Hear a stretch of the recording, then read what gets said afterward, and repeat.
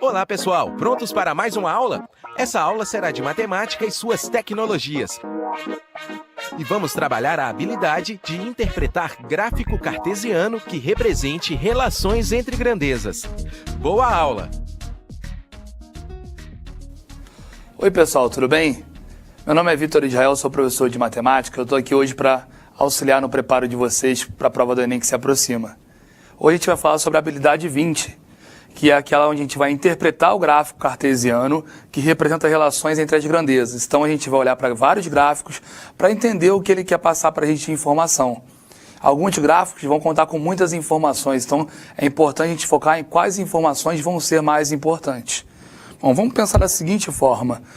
Bom, o que vai ser utilizado num gráfico é muito amplo. Então, em alguns momentos, a gente vai focar em uma função afim, em outros momentos, uma função quadrática, função exponencial, função que vai aplicar o logarítmica e outras funções trigonométricas. Existem várias funções que podem aparecer na sua prova. Então, é importante você estudar cada função separadamente para que você não seja surpreendido em um tópico desse, tá ok? Então, eu separei aqui duas funções para a gente dar uma olhada um pouco melhor. A afim e a quadrática, que são as funções que mais aparecem nas provas. Bom, pessoal, a função afim aparece bastante nas provas. Ela vai ter como gráfico a reta. Então, a gente tem que entender bem como essa reta pode aparecer para entender quais são as conclusões que a gente pode tomar em cima dessas informações. O gráfico sempre vai ser proveniente dessa lei f de x igual a x mais b, y igual a x mais b, onde a gente vai ter aqui um coeficiente angular, que é o a, e um coeficiente linear, que é o b. Agora, vamos parar um pouquinho aqui agora, pensar melhor o que pode acontecer com esse coeficiente angular, o a. Esse cara vai te dizer como vai estar a inclinação da reta. Essa reta ou vai ser crescente ou vai ser decrescente. Isso depende única e exclusivamente desse a. Esse a nunca vai ser zero, não numa função afim. Até porque se esse a for zero, vamos pensar, f de x é igual a x mais b. Se o a for zero, eu vou ter f de x igual a b. Eu vou ter uma função constante. Vai ser uma função cujo gráfico vai ser uma retinha paralela ao eixo x. Agora, como esse a não pode ser nulo, não pode ser igual a zero, restam duas opções. Ou ele vai ser um número positivo ou um número negativo. Se o a for um número positivo, nós vamos ter um gráfico de uma função crescente. Ou seja, quanto maior for o x, maior vai ser o y, numa função de y em função de x. Agora, se o meu a for negativo, a minha função vai ser decrescente. Ou seja, quando eu aumentar o valor de x, o valor de y vai diminuir. Então, isso sempre aparece em prova de alguma forma. Eles podem cobrar algum tópico desses que eu falei. Esse outro coeficiente, o bzinho aqui, ele é o coeficiente linear. Esse ponto, esse coeficiente vai te dizer onde a nossa reta vai cruzar o eixo y, que é aquele eixo que está em pé. Como assim? Bom, é só a gente pensar. No eixo y, todos os pontos que estão sobre esse eixo possuem o x igual a zero. Então, se eu substituir nessa função o x igual a zero, eu vou ter o seguinte, a vezes zero mais b. Como a multiplicado por zero vai dar zero, eu vou ter zero mais b. Então, o y, nesse caso, vai ser o b. É por isso, então, que esse cara aqui, o b, ele é o coeficiente linear. Ele tem uma relação com uma linha, que é o eixo y. Ele te diz onde a nossa reta vai cruzar o eixo y. Então, isso pode ser cobrado de alguma forma para vocês na função afim. Agora, pensando um pouquinho na função quadrática, também chamada de função polinomial do segundo grau. Ela tem como gráfico uma parábola, diferentemente da afim, que é uma reta. A função é polinomial do segundo grau, então a gente vai ter um polinômio do segundo grau, que a gente geralmente escreve como ax ao quadrado mais bx mais c. E já vamos evitar de pensar que esse a aqui, pode ser zero. Não, esse a não pode ser zero, esse a tem que ser não nulo. Ah, mas por que esse a não pode ser zero? É só a gente pensar. Se o a for zero, eu vou ter 0 vezes x ao quadrado mais bx mais c. Bom, pensa aí, 0 vezes x ao quadrado dá quanto? Dá zero. Então, nesse caso, a função que sobraria seria bx mais c. bx mais c não é um polinômio do segundo grau. bx mais c te traria de volta para a função afim. Então, esse a não pode ser zero. Restam duas opções. O a pode ser positivo, o a pode ser negativo. Pensa, quando o a for positivo, a concavidade tem que ser para cima.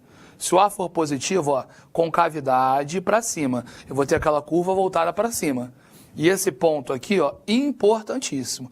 Esse ponto aqui a gente chama de vértice. É o ponto onde a nossa curva vai mudar de comportamento. Então, se a minha curva estiver decrescendo, decrescendo, decrescendo, ela vai chegar nesse ponto e vai começar a crescer. Nesse caso, o nosso vértice é um ponto de mínimo, é o ponto mais baixo dessa curva. Agora, por um outro lado, esse A também pode ser negativo. Se o A for negativo, a concavidade vai estar voltada para baixo. E esse ponto de comportamento vai estar aqui em cima, ó, o nosso vértice. Esse ponto de mudança de comportamento, ele vai te mostrar que essa curva está crescendo, está crescendo, está crescendo, chega lá em cima e começa a decrescer. Então, nesse caso, o nosso vértice é um ponto de máximo. Então, é importante a gente saber algumas características dessas funções e de outras para a gente poder analisar alguns gráficos.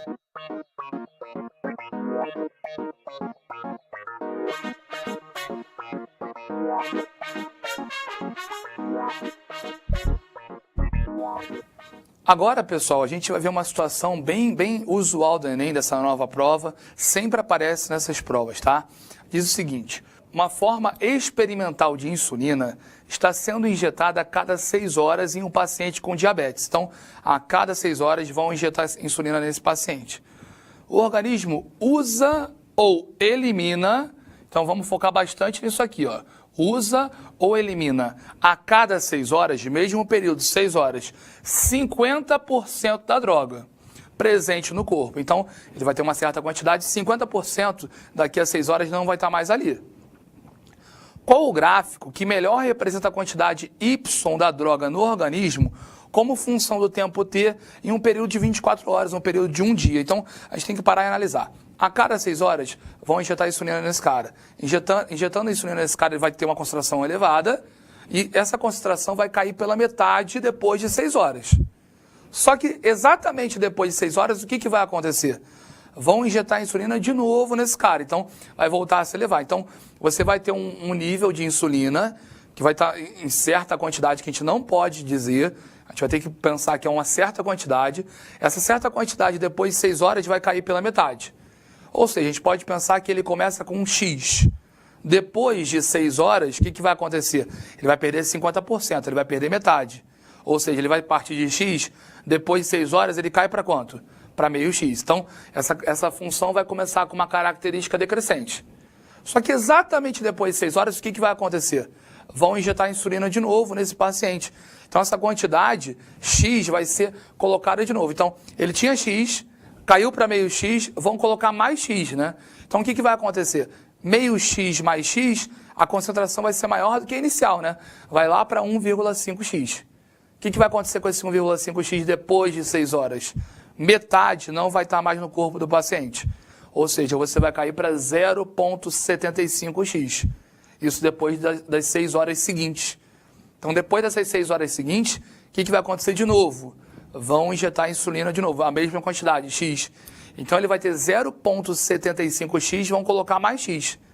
Ou seja, ele vai chegar a 1,75X. Então, é essa a função que a gente tem que tentar procurar aqui. Uma função que comece numa quantidade e caia para metade. Instantaneamente, ela vai aumentar acima do que ela era no início. Vai cair pela metade. Instantaneamente, ela vai aumentar acima do que ela já foi. E vai cair pela metade. Vamos procurar o que pode acontecer aqui, ó, entre os gráficos. Percebe que, por exemplo, o gráfico C não tem o menor sentido. Sobe, desce, sobe, desce. O gráfico D, ele está errado porque ele cai lá para baixo, ele cai completamente. A gente usaria esse gráfico aqui em que situação?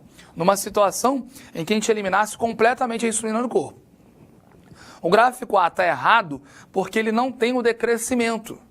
O gráfico B também está errado porque ele só mostra um crescimento, não é isso que acontece. Agora, o nosso gráfico da letra E vai ser o nosso gabarito, ele traduz exatamente o que foi falado aqui. O que acontece? A gente começa num ponto aqui, ó, e cai até mais ou menos a metade. Claro que a gente está fazendo isso de forma visual.